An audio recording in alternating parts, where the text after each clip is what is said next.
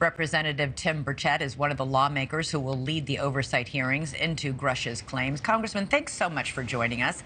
First of all, how believable do you find this whistleblower, David Grush?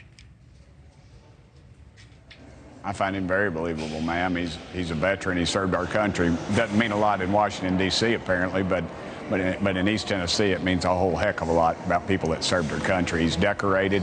I've known him for some while. We've been in contact for a good while. I've talked to so many other people, ma'am, that are risking their careers, literally, or their reputations. Pilots that have chased these craft that we've seen on video that have no heat signature, that defy our laws of physics. I don't know how much more we can have of this. I really think what we're seeing now is the military machine is realizing there's some dollars out there, and our Pentagon, which loses over $1 billion a year in audits and nobody asks any question, is going to start asking us for more money to study the issue, when in fact, if they just release some of the files that they released to us that are so heavily redacted that they look like a piece of Swiss cheese, I just think we could get to the bottom of this a lot faster.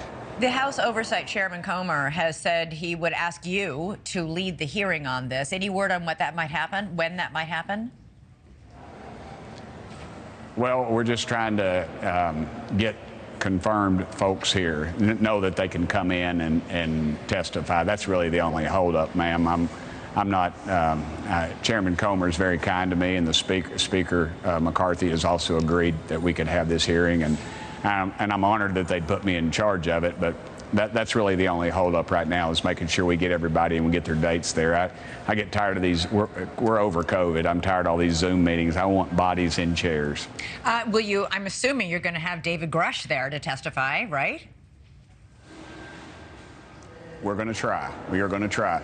I think what he has to be really careful of is crossing over that line of speaking about something that maybe is classified or not, or taking out of context. And so we're going to work with him and his folks, and hopefully get him here as well. I think he would be a real star. And will you call on somebody from the Pentagon or the Department of Defense to come in? Because obviously what he's claiming is that there is a ultra top secret program, more top secret than the Arrow program that he was himself assigned to, that exists, that is keeping this information hidden from Congress and the American public.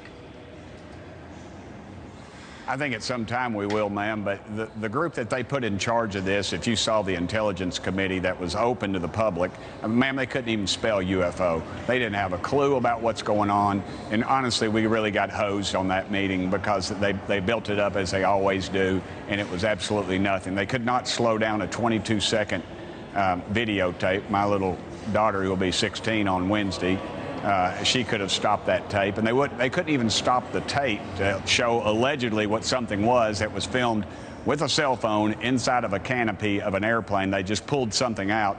And if you look at the Tic Tac videos that are out, 60 Minutes did a big expose on it, and there's been multiple talk shows about it, and it has the actual Navy pilots. We had a Navy pilot that was in the audience but was not allowed to come in because they had to give him press credentials. That's the kind of garbage we're putting up with, ma'am.